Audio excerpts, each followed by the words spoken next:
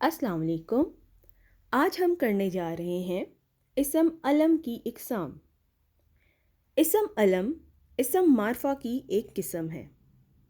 اسم علم سے مراد وہ خاص نام ہے جو اشخاص کی پہچان کے لیے علامت کا کام دیتا ہے۔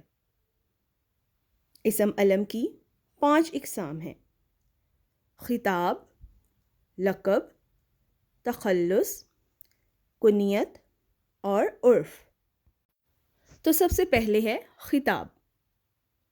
ایسا اسم جو کسی شخص کو اس کی کسی خوبی کی وجہ سے حکومت کی طرف سے دیا جائے، جیسے رستم زماں گامہ پہلوان کو دیا گیا خطاب تھا۔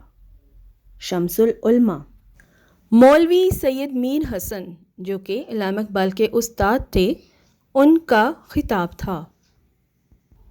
اور اسی طرح سر سید احمد خان کو سر کا خطاب دیا گیا۔ اس کے بعد ہے لقب۔ وہ خاص نام جو کسی خاص خوبی کی وجہ سے مشہور ہو جائے یا کسی خوبی کی وجہ سے قوم کی طرف سے دیا جائے، جیسے خدا نے خلیل اللہ کو نمرود کی آگ سے بچایا۔ حضرت موسیٰ علیہ السلام کلیم اللہ تھے۔ سید الشہداء جمعے کے دن شہید ہوئے۔ ان مثالوں میں خلیل اللہ حضرت ابراہیم علیہ السلام کا لقب ہے، کلیم اللہ حضرت موسیٰ علیہ السلام کا لقب ہے، اور سید الشہداء حضرت امام حسین رضی اللہ تعالیٰ عنہ کا لقب ہے۔ اسی طرح قائد اعظم محمد علی جناح کا لقب قائد اعظم ہے، اور لیاقت علی خان کا لقب قائد ملت ہے۔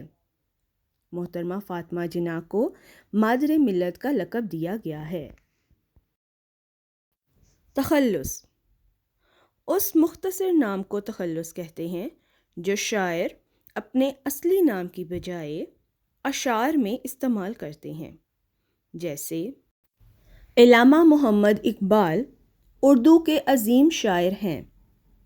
محمد حسین آزاد محمد ابراہیم ذوق کے شاگرد تھے۔ عبد الرحمن راہی یونیورسٹی کے پروفیسر ہیں۔ ان مثالوں میں اقبال، آزاد، ذوق اور راہی تخلص ہیں۔